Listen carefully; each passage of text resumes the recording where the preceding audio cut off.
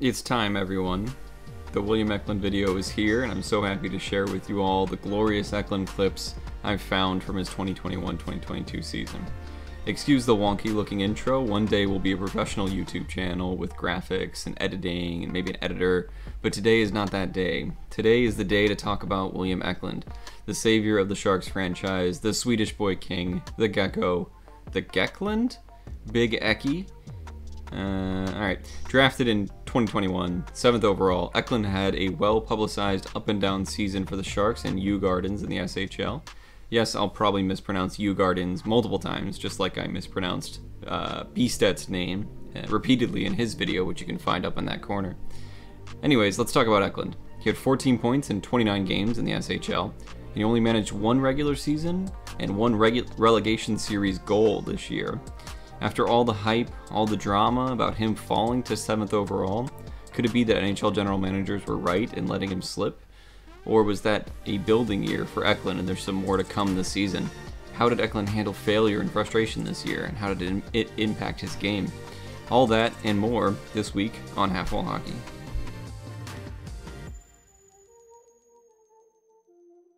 Let's start with the hopefully obvious by now.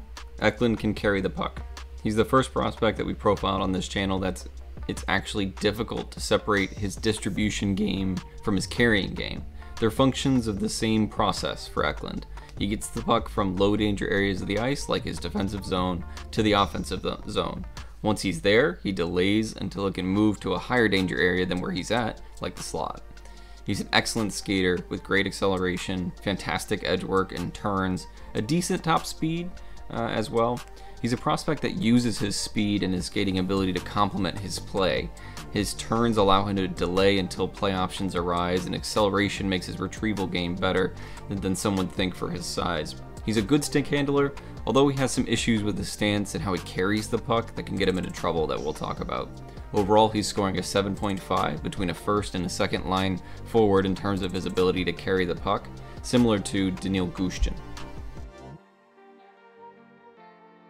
He changes direction, he uses his quick feet and his hands to move the puck away from defenders until he can cycle it on. It's a common theme for Eklund, and it's important to keep in mind just how impressive this level of manipulation with his body, his hands, and his feet is at the SHL level for his age.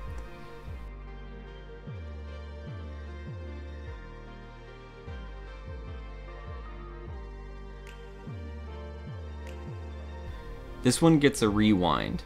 He executes a beautiful turn, he works himself to the corner by extending the puck out past the back checker, then passes right under the stick of the other defender for a chance out front. I swear, he's got eyes in the back of his head, I tell you.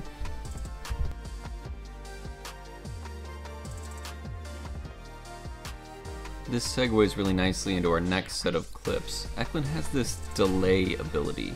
The pattern for his carrying is as follows: turn, delay, pass. It's inherent in every play he makes in the offensive zone. He relies on his agility and puck protection to try to make the perfect play. As we'll see in a bit, although it can make some really impressive things happen when the right play is available, sometimes it takes him away from the goal, limiting his scoring opportunities while he's trying to set up these perfect plays.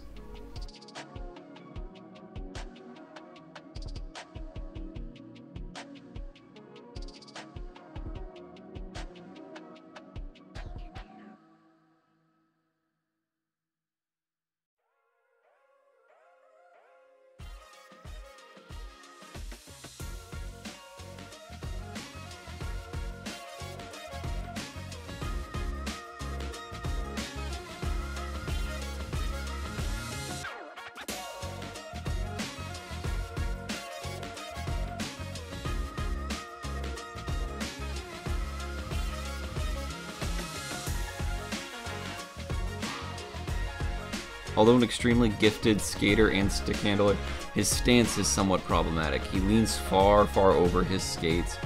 Although this allows him to turn faster and to work to get under players when he's retrieving pucks, it does create some issues with his handling. Occasionally Eklund can lose the puck just because his momentum pushes his shoulders forward, causing him to lose the handle in front of him. This is something I think needs to improve before he is really an effective carrier at the NHL level, but it'll be interesting to see if his stance changes or if he just gets better at keeping his arms from extending from behind.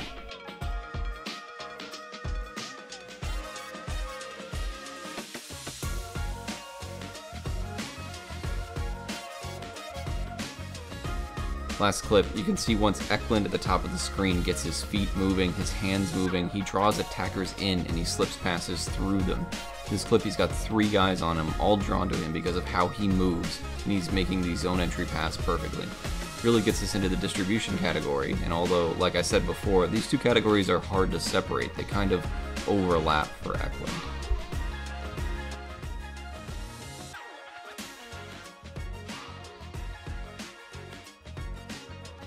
Oh, see, you thought 7.5 was going to be the highest for Eklund. Think again. Eklund has everything you want in a first-line distributor of the puck. He's getting this channel's first 8 overall in a category. He's got every pass in his disposal, and he uses them frequently. He's got the backhand, sauce pass, forehand, behind the back drop passes, lob passes, you name it, he can do it. He has some of the best vision and prospect I've profiled in a long time. The thing that with Eklund is that the most impressive part about him is that he executes all of these passes at high speed and with manipulation. He often looks off his defenders, he passes under their sticks, and he overall is just confusing his opponent. So let's watch some clips.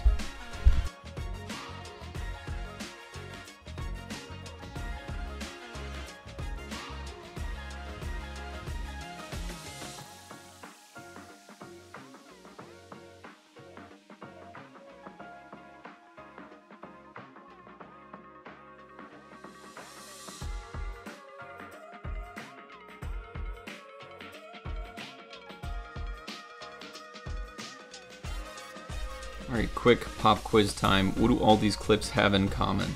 Eklund loves attacking below the goal line. He's constantly searching for the trailer to pass to or the man streaking to the net. He's at his most dangerous when he's getting that far into the zone, using his skating to delay until the pass is open. He has excellent vision in these situations. He hits skaters from almost impossible angles, it feels like. It's one of the reasons why his switch to center was a bit of a challenge for me. Eklund would continue to play this way as the first man in, but would have to back check and dead sprint most of his shifts back to cover his position defensively if they lost the puck. We'll talk all about Eklund's season in Djurgårdens in a bit when we get to the finish category, but thought I'd preface just one of the reasons why I don't think he really fits that center role, even if sometimes centers do play that deep behind the net.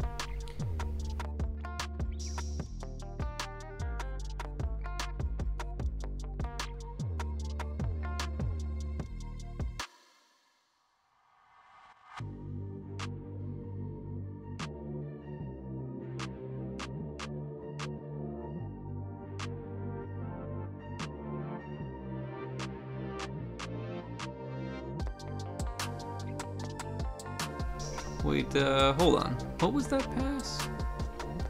Alright, there's Eklund. Alright. Oh, it's a backhand lob pass over the defense for a goal. Sweet. Cool. No worries, Eklund. That was ridiculous.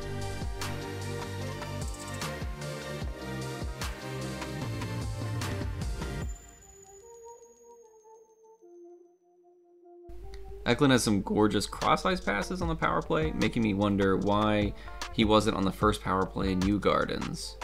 And we keep bringing up Djurgårdens, don't we? I wonder if there's some sort of foreshadowing.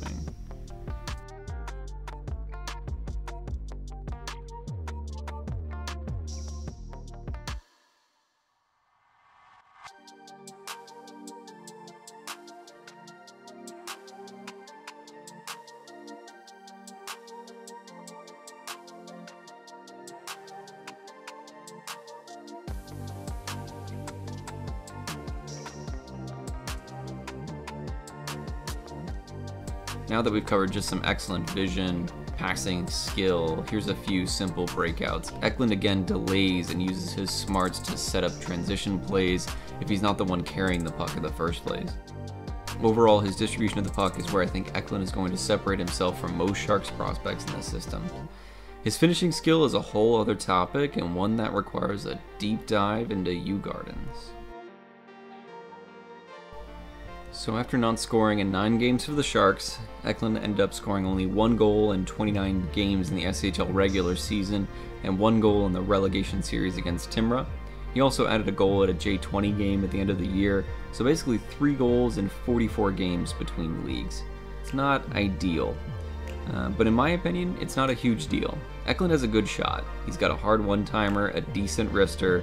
Both are very quick shots, and he can get them off very well. The issue is twofold for Eklund for me. One, he doesn't shoot enough. Full stop.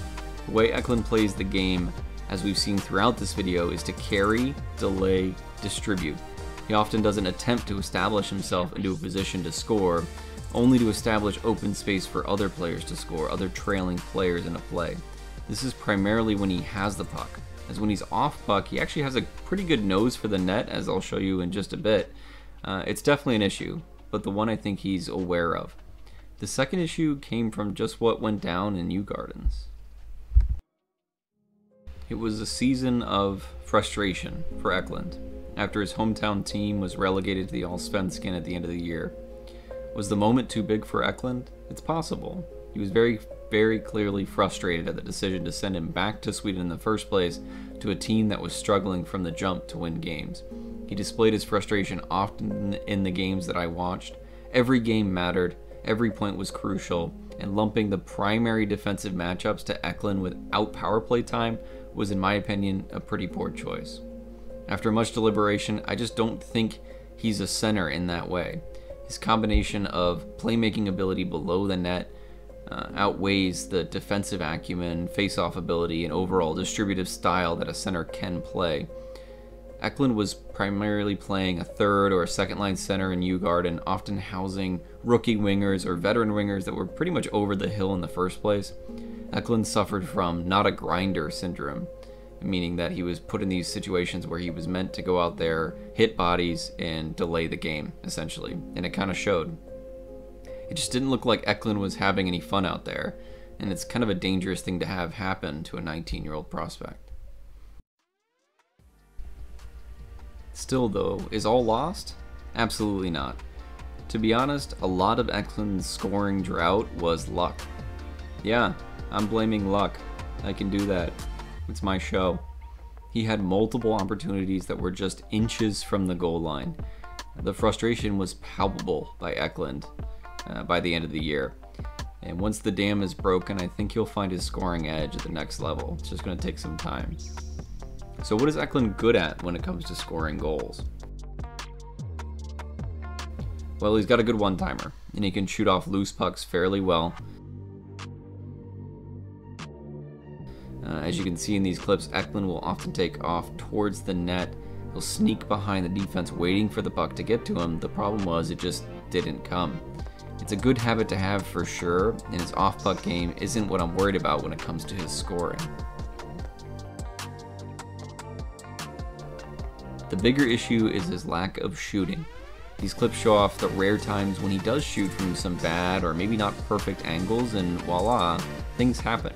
He needs to shoot for rebounds, shoot for the goalie to make a mistake, rather than trying to lead the puck and players into perfect positions so that the goalie cannot make saves. Through his first 13 games back in Sweden, he only generated 14 shots, and has only generated 9 shots in his 9 NHL games. In my opinion, it's a mentality issue rather than an ability to actually get into scoring areas, because I see Eklund around the net, or at least close by enough to create a shot. Eklund himself even acknowledged it. He said, "There's a lot of truth in that. I've been a more pass-first guy my whole life. I have to transform that into shooting more, be a double threat there, and that's what I want to do in this year." I choose to believe him. I think there's some untapped scoring potential in Eklund, even if the long term he's never more than really a 15 or 20 goal guy.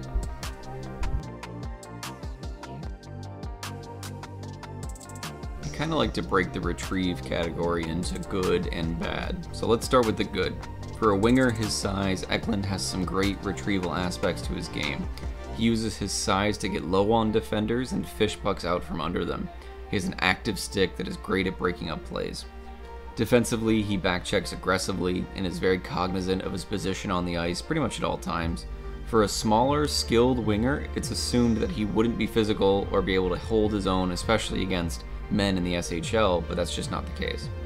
And while strength definitely won't hurt his game if he adds it to himself, he more than shown his ability to at least hold pace with the other SHLers. He's grading at a respectable 6.5, and for his size and playstyle, I think that's more than enough to keep him around in the NHL just from the retrieval aspect alone. One thing I worry about occasionally is his conditioning level, but let's get into it. Again, like I said, I like to break down the retrieve category into good and bad. These clips are the good. He has an active stick, an exceptional puck handling and play recognition to do something with the puck once he does get it off another player's stick. His positioning and heavy forecheck often leads to turnovers and inadvertent loose pucks. He's got a motor that really doesn't quit, sometimes to his detriment, like we'll see later on. For a smaller guy, he leans into his checks, he uses his lower body to bounce players off of them and attempt to separate them from the puck. It's really an effective hitting style even if he's not the biggest guy.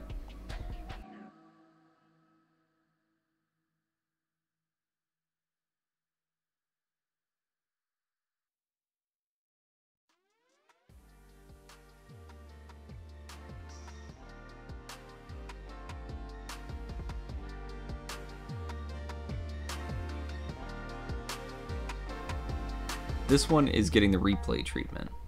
Eklund will be credited with an assist here, but he has an excellent poke check, an agility to get around his man into the corner, shielding the puck long enough to get to the point. It's really an excellent play creation, really from nothing by Eklund.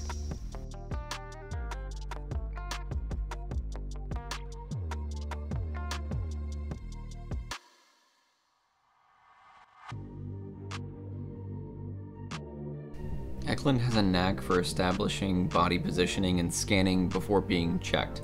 Watch his head at the top of the screen right now. Quick scan to check for the trailers, and he shuffles the puck on. Impressive stuff.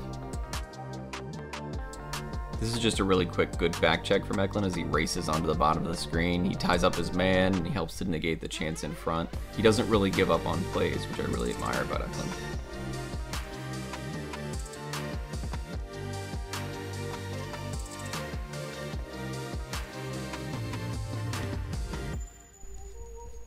Alright, so finally we get to the bad. The bad has to do with two things. One, Eklund isn't the most physically developed, and while there are glimpses of him throwing his weight around effectively, the lack of size and muscle in a hunched over stance means he can get knocked over a lot. You'll notice he has issues with balance a lot of times, especially when he's hit or pressured from behind. The second issue is that Eklund is a player who loves to drive deep into the offensive zone, and he can occasionally be caught out of position, as he is in this clip, leaning to try to catch up to the player. He's a quick player, but his conditioning may need some improvement over a long season, as sometimes at the end of his shift, a mistake like this can occur.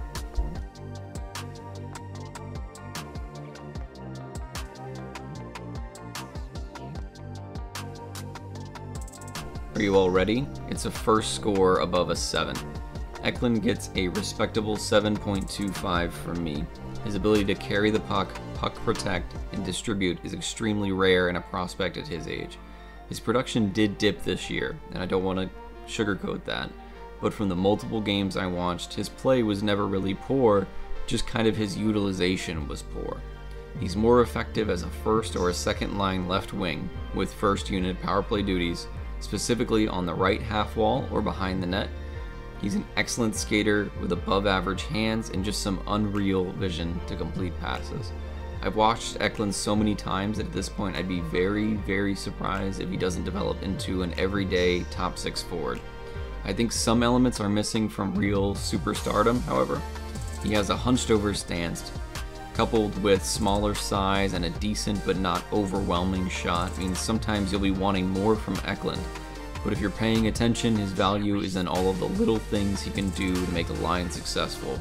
Retrieve pucks, play good defense, lead the charge into the offensive zone, and set up his teammates.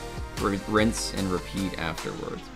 I think his utilization held him back this year, but the adversity he faced can only help him in his future. He's got a great head on his shoulders, and I'm excited about Eklund more than any other Sharks prospect heading into the 2022-2023 season.